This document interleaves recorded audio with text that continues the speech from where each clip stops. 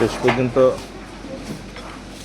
রাফসানের পছন্দের খাবার পাওয়া গেছে, শিক কাবাব মেজবান ডাইনে নাকি।